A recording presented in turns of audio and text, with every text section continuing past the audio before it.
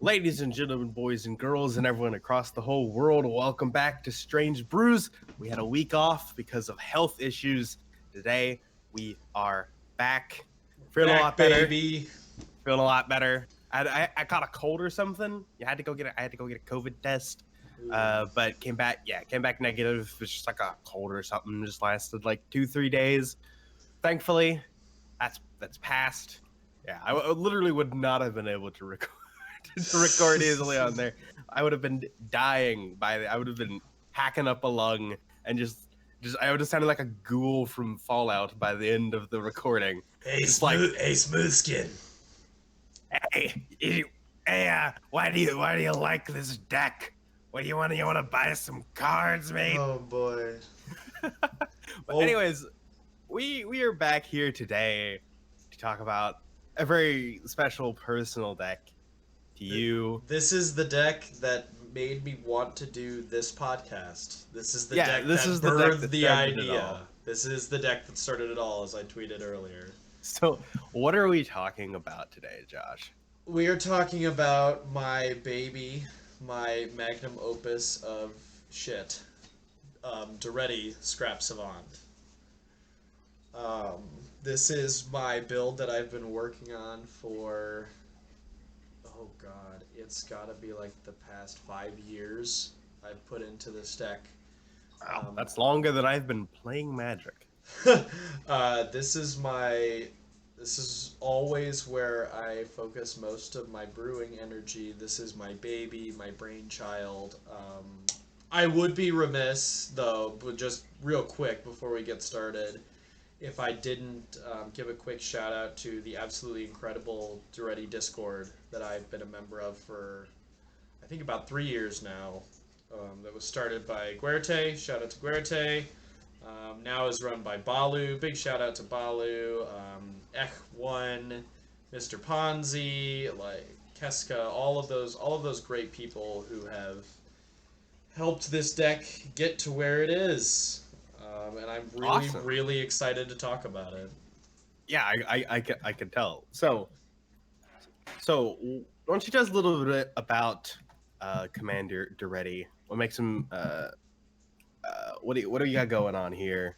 What are we doing with this deck? Tell us about the Commander, a little bit about the game plan to use him.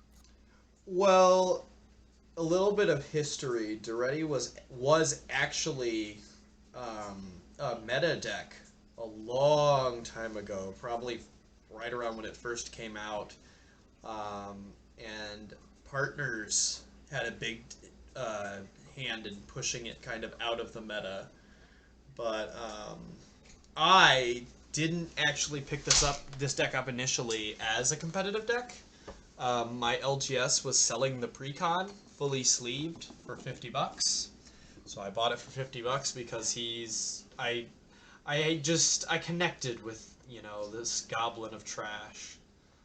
I'm not sure why, but this has quickly become my favorite deck. This is my favorite commander, my favorite card, maybe probably tied with like Delver and Deathrite Shaman.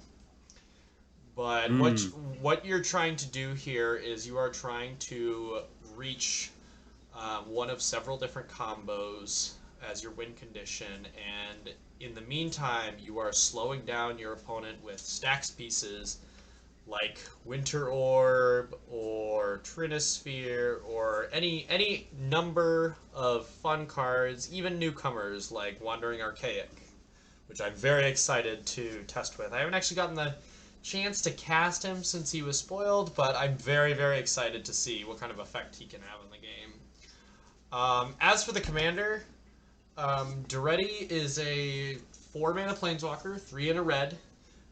He enters with 3 loyalty. His +2 is you can discard up to 2 cards, then draw that many cards. You can -2 to sacrifice an artifact. If you do, return target artifact from your graveyard to the battlefield, which is trash for treasure. That's a sorcery that for 3 mana that does the same thing. And his -10 is you get an emblem with whenever an artifact is put into your graveyard from the battlefield, return that card to the battlefield at the beginning of the next end step. For the record, I think I've had that emblem in play over the past like 5 years. I've had that emblem in play a total of 3 times. Wow.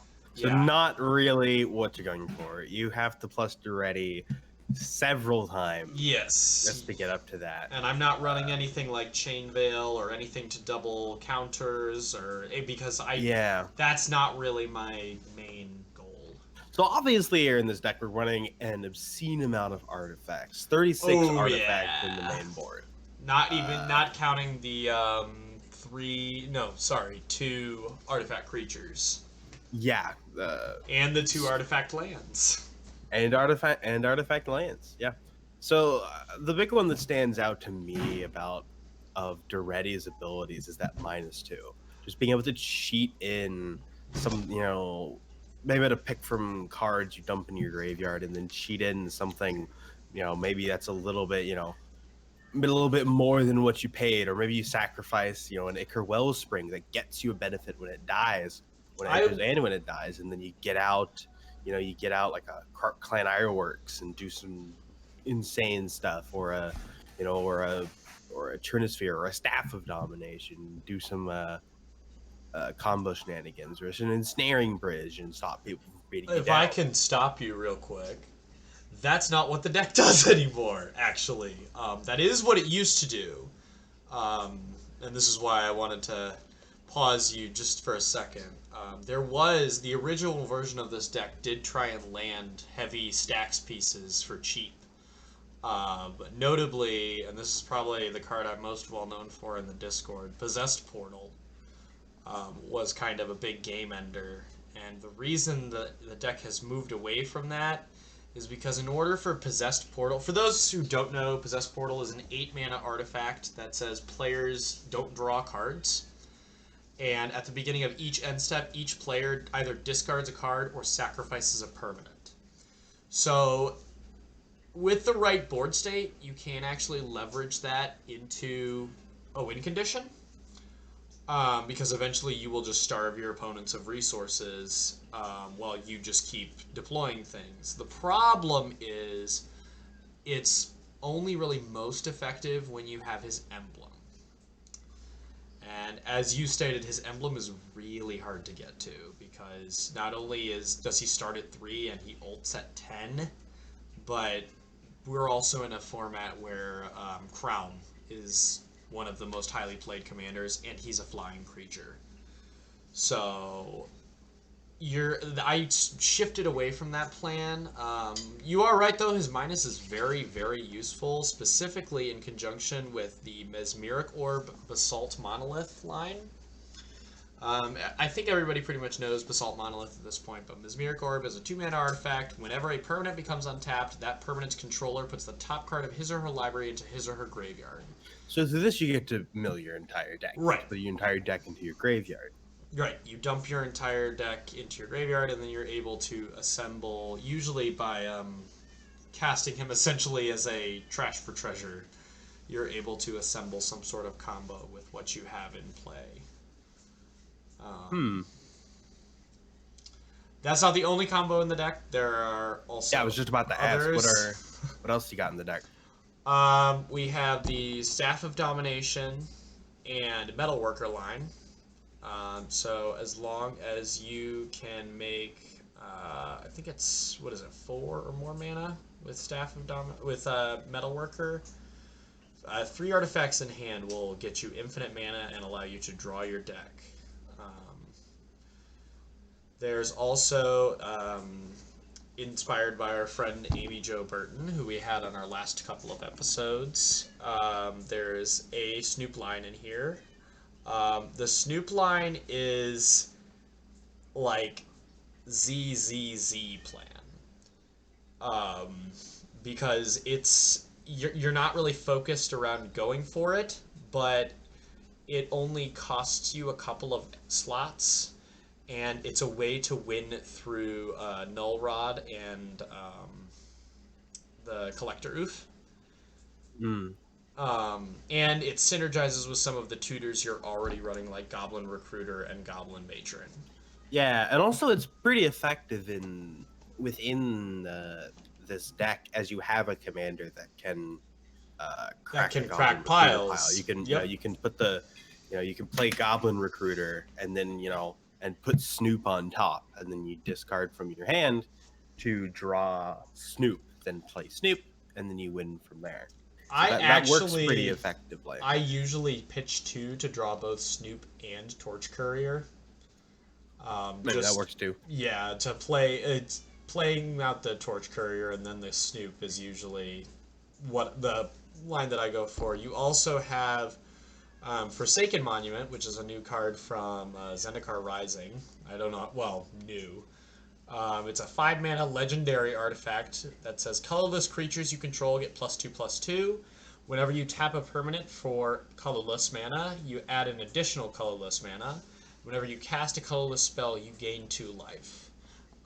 This goes infinite with Basalt Monolith, because Basalt Monolith taps for 3 and untaps for 3, but if it taps for 4, then suddenly you've just got infinite mana. Yeah. It also allows you to deploy some artifacts, gain some life, and then potentially win by just casting a big Rolling Earthquake, which I have done several times. That's funny. Yeah, Rolling Earthquake has won me games. More times than I would care to admit, as opposed to other cards. There's also you running Rings of Brighthearth, which just kind of incidentally combos with a lot of things. Yeah, it does a lot of things with the activated abilities in the deck, but then also it's a combo with Basalt Monolith for infinite mana. Right. Because for anyone who doesn't know, Rings of Brighthearth, to untap Basalt Monolith is an activated ability. Rings of Brighthearth lets you pay 2 mana to copy that. So then you're essentially paying 2 mana for another untap of it. So you're basically paying 5 mana untap it, and you get 6 mana on the other end. Is how the math works out. So there you make infinite mana. Voila. You're also running Breach, LED, wheel lines, because obviously, but we get the addition of Grinding Station as another way to kind of set it off.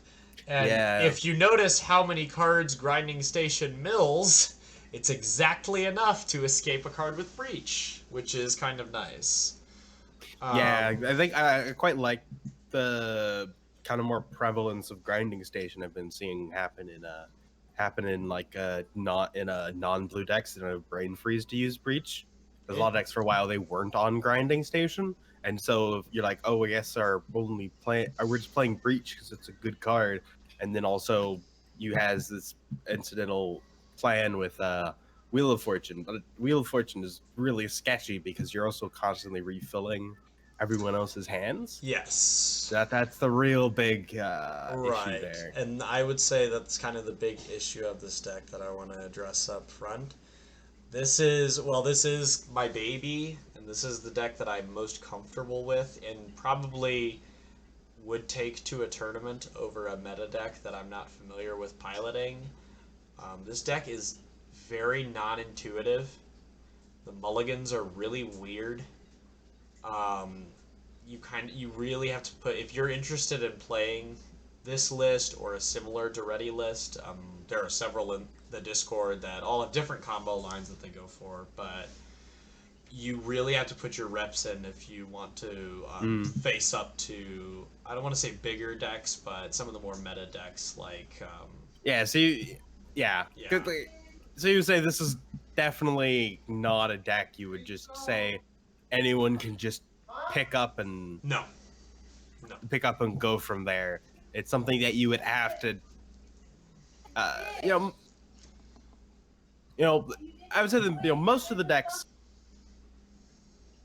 I would say that most of the decks that we've kind of been playing with are decks that are more like, oh, you can pick them up and with a few reps, but you would say that this is more this is a bit more of a difficult deck that maybe it would take some time to get to there. I don't want to say difficult per se. I want to stick to non-intuitive. Like drawing hands with this deck, mulliganing hands is not like so I just drew a hand because I have it sitting with me here on my desk.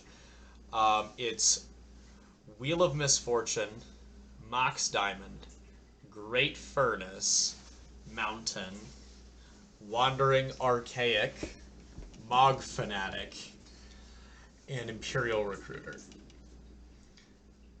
And I'm like up in the air as to whether I keep this. Hmm. Um, it's you have to goldfish the shit out of this. Let's put it that way. So, which you Yeah. should be doing with any deck that you intend to play seriously, but this one even more so. Even more so. Yeah, I mean, just looking at it, there's a lot of there's so many different artifacts and cards, and we don't really see like stuff with like There's Arcline so Ironworks many and moving pieces. Mesmeric Orbs, and there's a lot of cards that you just don't really see that often. Not in combos that are not that prolific. Well, I did would you say want that to talk that's the about biggest some of thing. them? I mean, just like doing Forsaken Monument and stuff, Arcline Ironworks. Just doing things with Mesmeric Orb, and when's the right time to play these various Stax pieces. Of course, just all these kind of when to play your orbs, when to play, when to go for a combo. When to play your orbs is as soon as goddamn possible. That's probably And this is true. why this is one of the reasons I love this deck is because I love Stax, and this is the deck that's responsible for that. This is the first deck where I went workshop Trinisphere on turn 1. Nice. Yeah, it feels really good, and it is an addictive feeling. So, what would you say are some like we kind of already talked about some of the weaknesses, but what would you say are some of the strengths of the deck? If someone was interested in this deck, what would you sell them on? Nobody is going to pay attention to you. The secret agent deck. Yes. Nobody expects it. Yes. This deck, if you can play that angle of politics, and I know that we don't have the viewership to, kind of put my secret out there, so I'm comfortable with saying that. If you can figure out how to play the politics with this deck and make everyone seem like you're less of a threat, or as I said, Doretti used to be a competitive deck, so maybe just make them think that they're playing against someone who hasn't played for a while. People will underestimate you. I actually had someone recently. I messaged John rather angrily in reference to this, but I had someone actually call into question my 5-game win streak with this deck. Solely because they didn't believe that given the table I was able to win. And I would say at least 3 of those wins were because I was either ignored or I was underestimated. So because you're in mono red, people are going to they might pay a little bit more attention to you now that we have cards like Breach and Dockside and some of the more powerful cards in our format, but for the most part they're not going to care very much about what you're doing because they're going to be doing whatever their mid-rangey ad nauseam plans are. Speaking so of, heard it here first, folks. If you're playing against Josh with his Doretti deck, just counter everything he plays. Oh, please counter it, because then I can just get it back with Doretti. With Force of Negation. Oh, well, that's just mean. That card is so rude. Speaking of ad nause, I wanted to draw attention to one card real quick. Grinning Totem. I was gonna ask about this one. Grinning Totem is an awesome card. It lets you play ad nause in a mono red deck. It lets you play kind of any card that, like, it almost lets you just you can do Consult Oracle in this deck. So you could say, for example, Basalt Monolith and Mesmeric Orb your whole deck into your graveyard, and then with Grinning Totem, grab a Thassa's Oracle or something. Yep. And then and I've won games that way. Yeah. I've won games by using Grinning Totem to grab an ad nause and then casting it off of like a Lion's Eye Diamond. Nice. and other mana sources. Like it's Oh, yeah, to be fair, because it also exiles it, so that you right. can get it for LED. That's pretty cool. This card is so freaking good, and I have no idea. I added it this year, like 2021. I don't know why it took me so long to put that card in, but It's it's kind of like a so colorless good. Praetor's Grasp kind of Yes, deal. yes, it is. And it with really is. with Doretti, it's a 2-mana Praetor's Grasp if it's already in your graveyard. Mm. Oh, and it's instant speed as well, right? Yes, So, yes, it is. You can do it. I've done it in response to tutors, and there have been times where I found someone has vamp tutored their oracle to the top, and so I flick all the way to the bottom, and there it is. Oh, that's really cool. Yeah, That seems pretty sweet. What else would you kind of want to talk about with this deck? We can just go through some of the more interesting cards that as I keep saying, this is my baby, and so I'm very very excited to kind of break down my insane thought process. Mm-hmm. Anji's Ravager and new card Conspiracy Theorist are our Dark Confidant effects. Anji's Ravager is really good. It's not a good blocker for Doretti for obvious reasons, but the ability to rip through your deck, basically 3 cards at a time, every combat is really nice. Yeah, Anji's Ravager is a pretty good card in any deck that already has low hand count. Which being in mono red, you're going to fight on the regular. Yeah. It'll just keep refilling you every turn. Conspiracy Theorist, new from Strixhaven. That's a new from Strixhaven. Already an all-star. Exiling a Mox Opal and then playing it, like pitching a Mox Opal to Doretti and then playing it feels really dirty. Yeah, really really solid card. Direfleet Daredevil is kind of like Grinning Totem. It lets you play your opponent's spells. That's really spicy. Specifically your interaction. Yeah, that's... Oh, wow. Yeah, you may cast a card this turn. Yeah. That's really... I've cast Pact of Negation off of Direfleet Daredevil to protect a combo. It's pretty nice. It's pretty nice. Yeah. No, that... It's just those little... You know, when you're in a mono red shell, you kind of have to work with what you get.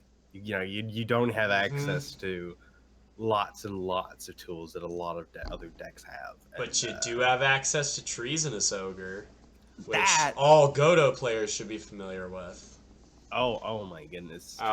Treasonous Ogre is an all-star in any deck that needs an obscene amount of red. Oh, yeah. Which, that's...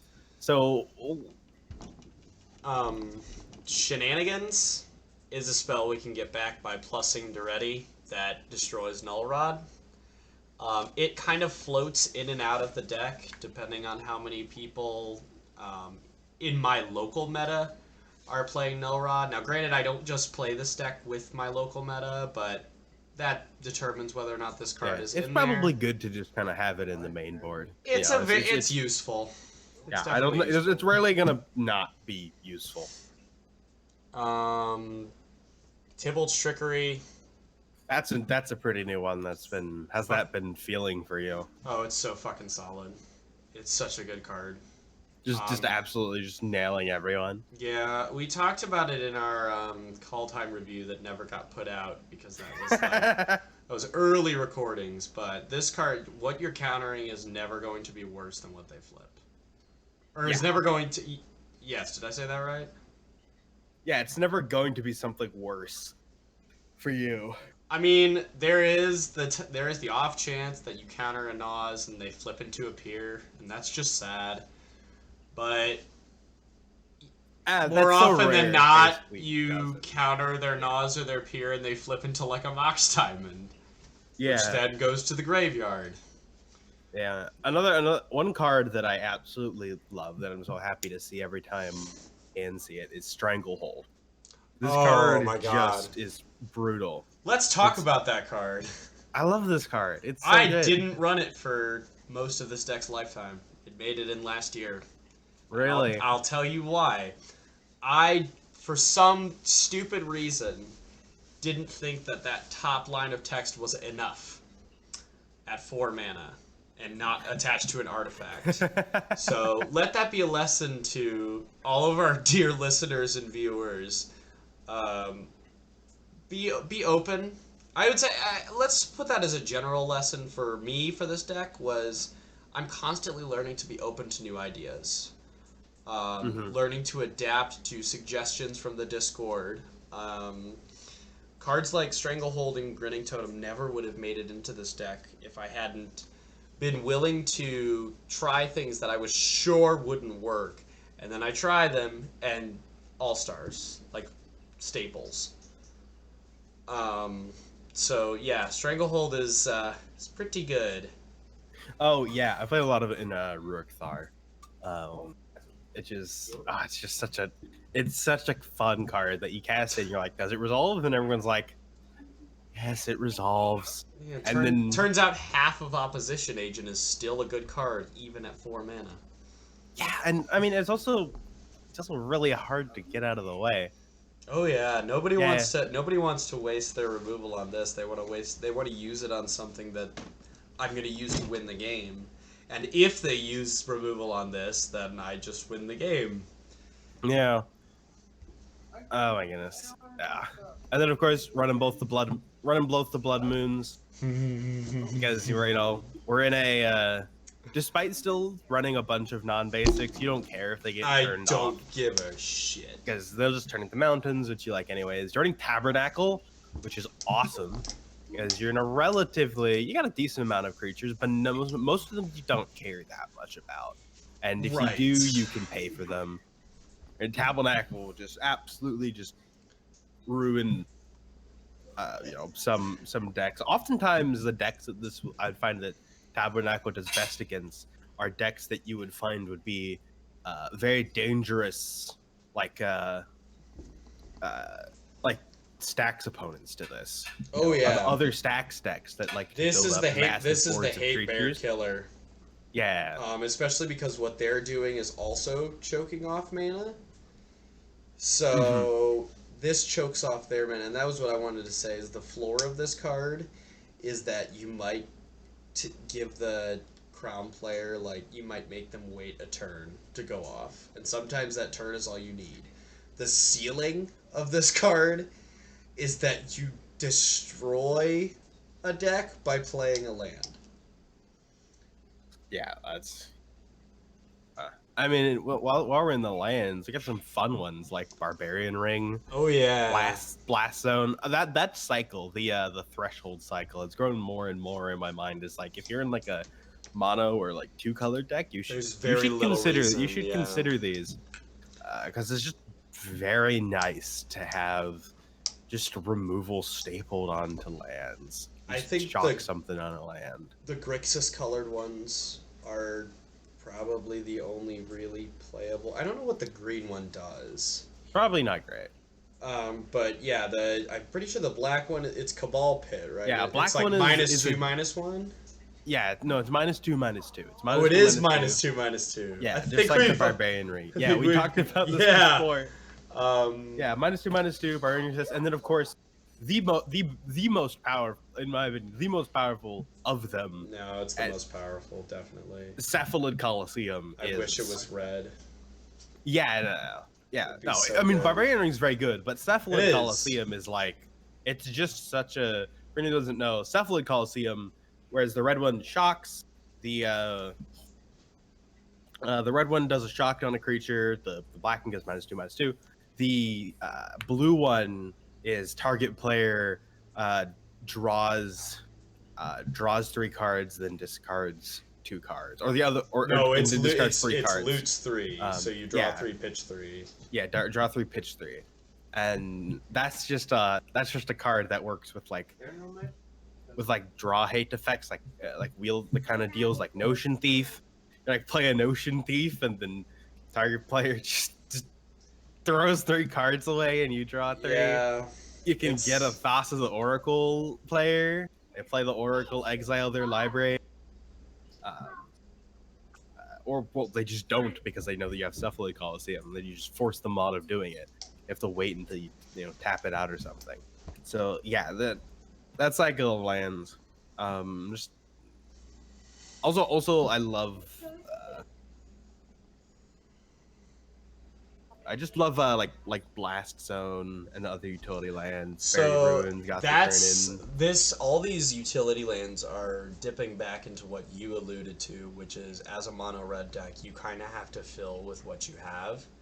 Yeah, Which is part of the reason I love this deck so much, is because it's constantly challenging me as a brewer to fill card rolls that normally would be filled with just like auto includes and other colors, to try and find things that work but are also playable cards. yeah. So Cards that can pull their weight, but maybe aren't necessarily the peak of power. But right. they can certainly pull their own within the deck. Right.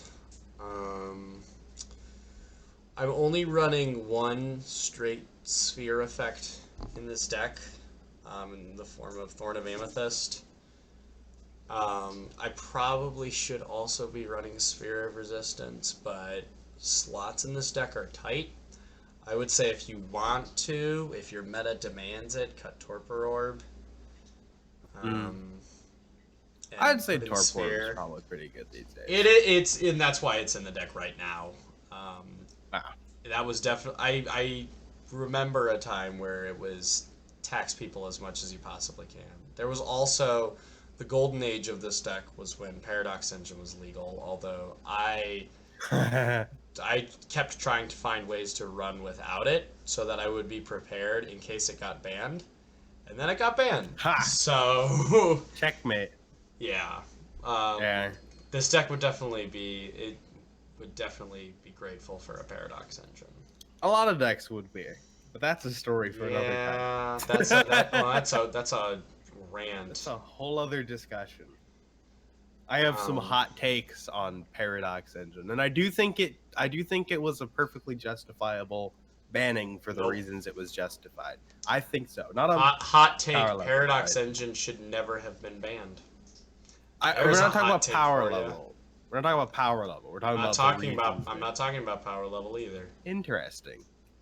I think, actually love to hear that sometime. Yeah, we should do a Brews on it. Let's do our hot takes. We should do a hot takes. Talk about Paradox Engine. Just kind of see what's up 4 with that. hours long. I don't know about that. But yeah. So a couple of cards that I'm excited to test. Like I said, Conspiracy Theorist has already been performing really well. I really want to resolve a Wandering Archaic. I've loved this card from the moment I saw it. And then Cobble wrote that extensive thread on it, and I fell in love with it all over again. For anyone who is unfamiliar, Wandering Archaic is an MDFC from Strixhaven that doesn't have a backside. At least not in our format. I'm not even going to bother talking about the other side. I'm just going to talk about the relevant one. Wandering Archaic is a 5-mana 4/4 creature avatar. Whenever an opponent casts an instant or sorcery spell, they may pay 2. If they don't, you may copy that spell, and you may choose new targets for the copy. Yeah, boy, that's pretty good. I mean, the floor of this one is a 4/4 blocker for Doretti, which is still a nice thing to have. The ceiling is someone casts an ad naus and you get 1 first. Yeah, though I would say no one's gonna cast an ad No, not into a Wandering I would say Archaic, I would say the more relevant ceiling of the general use of this card is it basically negates counter wars on from the opposition, and but only in your favor, Right. because it's not like a Teferi effect where it's like, oh, people can only cast things except for you on their turn, because then someone can still combo off, just no one else can help protect it. People can still help protect with Archaic Town. In fact, they get their counter spells doubled when stopping the other guys trying to combo off. They get their counters doubled if I want their counters doubled. Well, yeah, but presumably you... And that's the best part about this card, is that Yeah. you decide who wins the counter war. Yeah. Or So, yeah, or their things cost 2 more. Which is, I mean, in CEDH, 2 mana is ridiculous. Yeah, you can pay that like once, maybe twice, depending on the deck. But you can't, if you want to cast, say, in ad nauseum, if the, like, let's just use a common example. You want to cast an ad nauseum, you have to pay 7 for it, or you're in trouble. Or you just don't get to cast it, because you're right, they're not going to cast it into this. I really want to turn 1 this. Yeah, and then beyond that, you have to... every counter that gets thrown at your ad nauseum, you have to be doubled, because you'll just be like, all right, I will make a copy and target your ad nauseum too, because the people who are trying to stop the ad nauseum, they're not going to pay, so there's 2 counters. So then they would have to have there's no way you can get through that. You literally, like, you'd have to have 2 counters that you can pay for both of them, or like a Flusterstorm that you have to pay for. This card says you decide who wins the counter war. Yeah, and usually it's you. It's incredibly powerful on read. Yeah. As I said, I haven't cast it yet. I don't expect it to underperform. It might overperform. It might overperform, but I don't expect it to be worse. Know one individual, Gustav. He's in the Comedian MTG Discord. He has been, or he was, testing it in his like kind of like teamer stuff. Yes, I've seen him posting about it. Yes, he tests and like gets back to us about it a ton, and his so far it's kind of overperformed. It's Excellent. That it's been an absolute force that just shuts down the game, but entirely in your favor. It's a Stax piece that does not impair you in any way, and just makes your opponent's winning unbearable. It just makes it virtually impossible. That's another point that I wanted to hit on real quick before we wrap up is the best Stax decks in our format are the ones where either the pieces don't affect you or you can turn them off at will. So in episode 3, I think we covered my Urza list, which has the ability to play sphere effects or orb effects like Winter Orb, etc. Winter Orb, Static Orb, Trinisphere, I believe those and are then the main 3. Turn them off by tapping them. While this doesn't, you don't get to do that with all of them.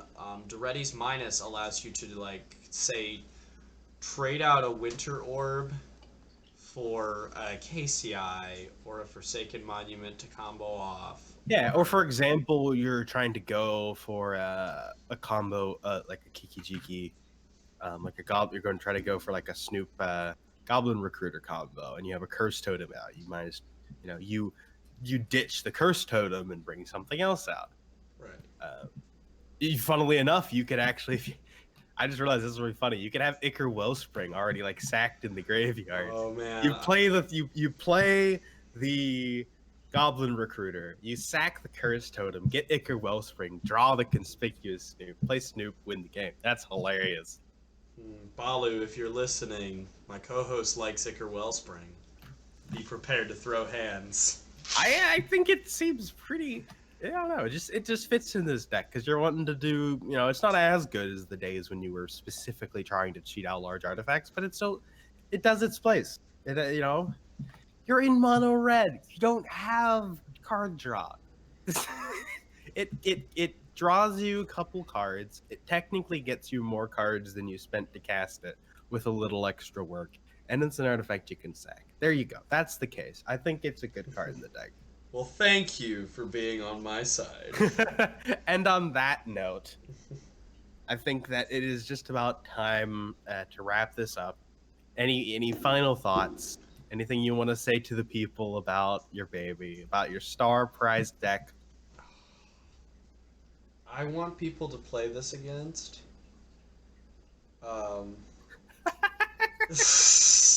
You want friends? Is this the cry no. I wish this deck was better. That's always gonna be my wish. But yeah. at the same time, I'm always really happy with where it is. Yeah. Like you said, this is my baby. This is the one deck that I have dedicated most of my deck building time and energy to over the course, like on average, over the past 5 years. Again, very, very huge thank you to all the wonderful folks in the Doretti Discord who are putting in a lot of work trying to get this deck on the deck database. We've been trying for a while now and haven't been successful yet, but I'm hoping that I would recommend trying again now because there's the Brewers section. There's the Brewers corner, which is much more like either new decks or like maybe like less powerful fringe. We actually just tried and failed to get it in there. Really? Yeah, but what I'm hoping is because WotC seems to be shifting away from blue-green and towards red in what they're pushing. Maybe the deck will be top tier in a couple of years. Oh, I never know. So many broken. No, there's just too much. But, good stuff in just blue and black. It's never gonna reach the point where red is just. You're like, aha, I'm on a red. But this is a deck I will continue to work with. Every set, there's always one or two cards that I'm interested in trying. This is for anyone who follows me and has seen me tweet about Storev, this is the CEDH equivalent to my Storev deck in terms of decks I get excited for when a new set is released. Yeah, and that's always awesome. It's the same thing for me with like for Sisei. Whenever I see a new legendary creature in green and white, I'm like, all right, is this any good? No, not really. Okay, this is what I want to encourage our listeners to do, because 5 years is a long time to work on a deck and still be this in love with it. If you're feeling burnt out on CEDH, or you're not quite sure, like you've been playing different decks, try and brew your own. Try and make it the best that you can make it. You showed me a Heliod list, like an original Heliod list, where the guy who was it that made that list? Charles Evaldi. Right, and you said that he's been working. It's his baby. It's his. Yeah, like since like 2015. I think you did describe it to me as his Doretti, which is hilarious. Well, I mean, it's in a bad color, monocolor. Stax deck. It's kind of. I don't think red's a bad color anymore, my friend. Not anymore. You're right. So.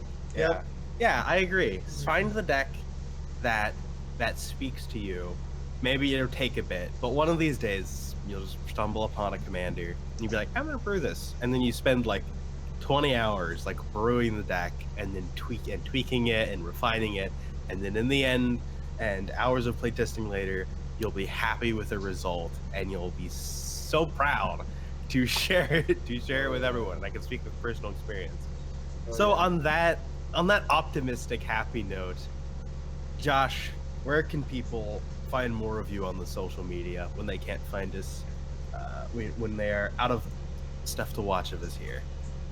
You can find me at 2intoblue on Twitter.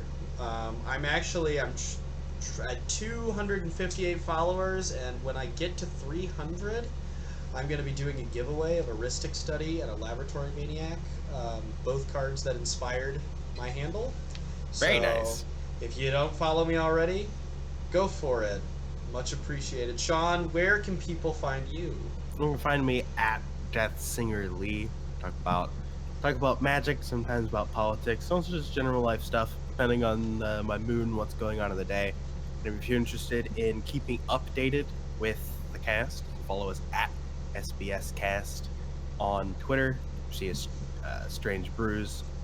It'll have our logo on there, and we should, continue to post updates, post our weekly things there. So if you follow us there, any updates about episodes, like for example last week when we had when we had to take a week off, you can if you're wondering where the episode is, you can find updates there. And One last note. We are working on our very own Discord for the Strange Brews cast. It's very, very much a work in progress, but once that gets up and running, we're hoping that can be another good and safe space for people to play casual EDH, CEDH, maybe even Apex Legends, because Sean and I have both been kind of caning the Apex Legends. But yeah, I'm tinkering with it when I get breaks at work. So expect it in the next 7 years. Well, I will help a little bit with that, so we maybe can reduce it to a few weeks. Reduce it by a minor amount of time from 7 years to like 2 weeks. And our Marchesa video, as of this recording, reached 100 views about a week ago, and I just wanted to say thank you to everyone who's been supporting Sean and I in the cast. This has long been a dream of mine to have a podcast. Yeah, and since we're just kind of talking about this stuff, I recently actually reached over 100, and I now have 137 people following me, which I never thought I would have anyone. And it's reached the point where there's people that I don't really know that well that are like ancillary, like they're people who follow other people who then are like in the community, and I know of them, and I've maybe seen them around before, and some I haven't even seen around before. So follow Sean if you also haven't already, and subscribe to the channel. Yes, of course, subscribe to the channel. But yeah, just honestly, there's actually been a ton of support from people and from the community in general, and it's really been really awesome. And we said at the beginning of all of this, or I'm sure it was me who said it because it's negative and pessimistic. You're pessimist. But I said, who wants another CEDH podcast? And very clearly, there's people that do. Actually, do. Thank you so much, everybody. Yeah, and we'll be here next week talking about hopefully, unless something else happens, but yeah, we'll hopefully be here next week talking about more stuff. At some point, we're probably gonna do a set and review, kind of talking about some of our favorite cards. That'll probably be next week. Is our next week set and review? I'm thinking we kind of do like a highlight, just kind of talk about like what Archaic and a few of the other cards that have kind of been piquing our interest. So yeah, I think that should wrap it up for this week, and we'll hope to see you next week.